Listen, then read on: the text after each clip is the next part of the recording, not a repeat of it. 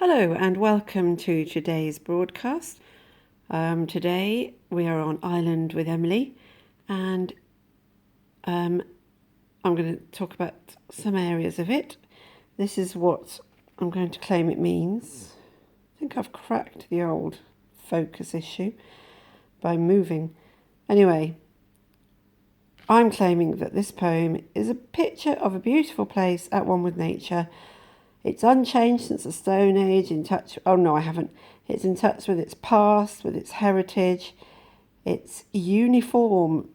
Everything's the same there. All the people. Peaceful, natural. And I wonder if there's an implicit comparison with some of our finer English towns, a.k.a. Slough.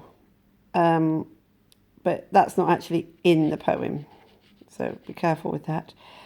And the methods I'm going to talk about are here. Now then, it does depend. Everything I say in these videos is not everything that has to be written down. You'd only write some of it down in your answer, and only the sum of it that is relevant to the question you get asked. Okay, but some of the things you might talk about is the title, the sense of place. It's not hard with a title like that, is it? Anyway, sense of place, and who is he talking to? Those are some of the areas. So I'm going to have this, and then I'm going to go to my actual book. So here we go. Island with Emily. And this is before. No, I don't know if it is.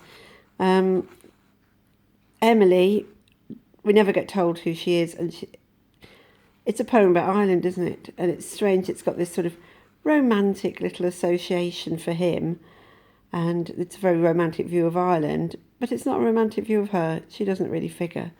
So it's a strange title, isn't it? It really should just be Ireland.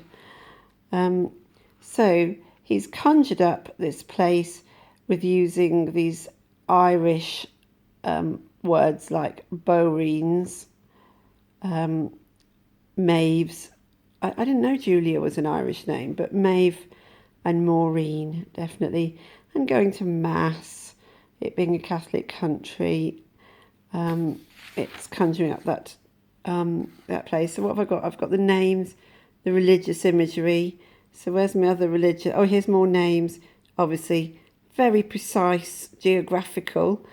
Kildare, Roscommon, Westmead, Leeks. Never heard of that. It's changed now. So a very definite, precise sense of place there. Although he does seem to be talking about the whole country in this bit. He's talking about the whole country, and then he narrows it down to a church that he finds later on. And part of Ireland is its religion, as I'm talking about. So here we've got the black-shawled congregations. That's this uniform thing that they're all the same. They all wear these black shawls. And more from the Catholic religion here.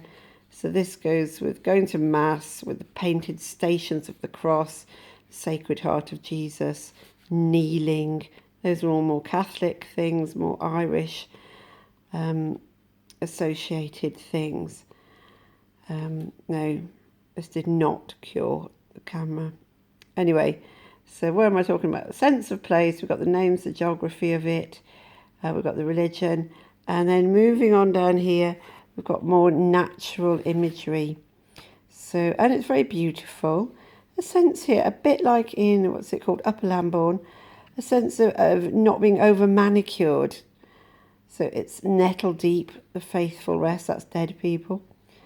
All these beautiful ruins that's a sort of area, deserted areas, bog surrounded, and the boglands would be deep in the countryside. Bramble is another sort of black, isn't it, blackberries? But again, it's a sort of weed really, so nettles and ruins and brambles. It's a sort of beautiful neglect. And here we've got a bit more beauty. I like this. Winding leagues of flowering elder, sycamore with ivy dressed. So that's a very beautiful picture of sycamore trees with ivy winding round them. So now I think I have to whip over to the other. Oh, hang on. Sorry if this makes anyone seasick. Oh, I can't even see it now. It's going to have to go closer. There it is. There it is. So, where are we? I wanted to talk about the Buren. That's an actual place in the west of Ireland.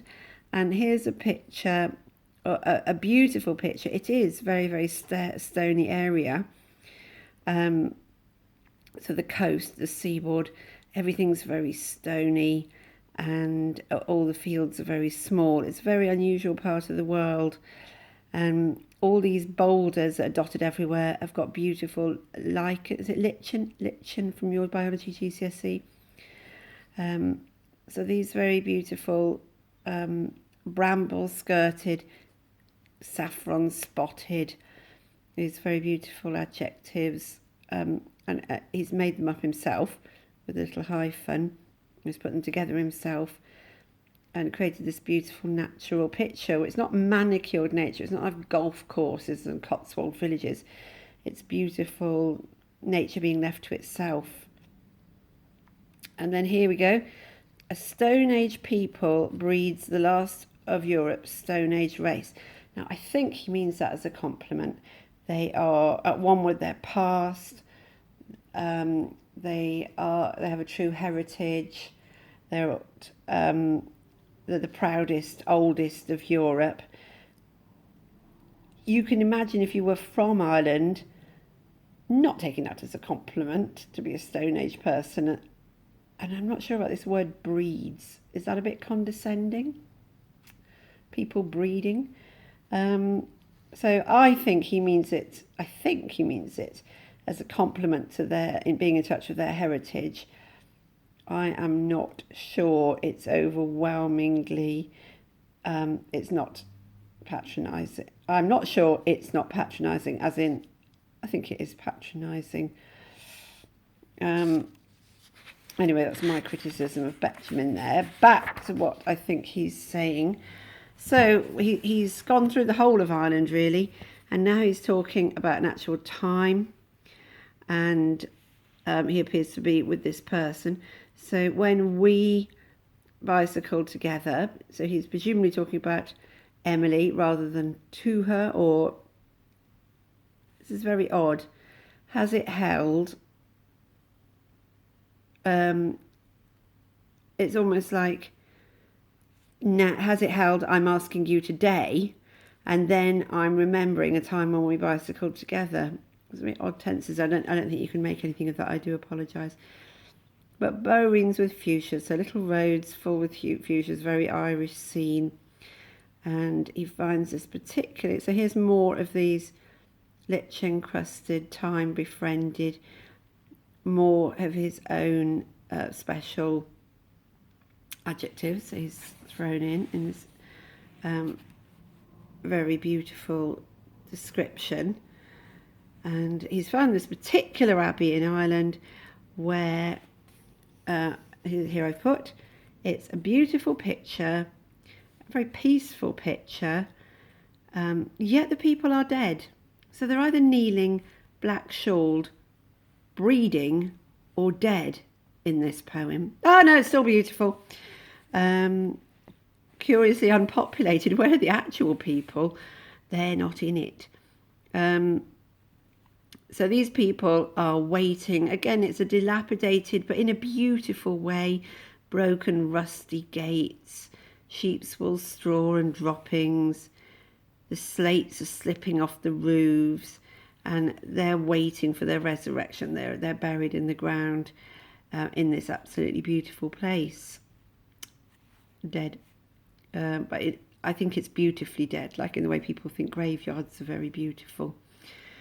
So here, overall, let me go back to what I think I would say about this is a beautiful place at one with nature, unchanged, in touch with its past, uniform, peaceful, natural. But I feel I can criticise it as the views of the condescending views, really, of the of cultural dominance. But I think that's me criticising Betjeman. I'm not saying Betjeman is saying that. Oh, do come and ask me if you don't get what I meant by that. But anyway, that's it for today. Thank you and goodbye.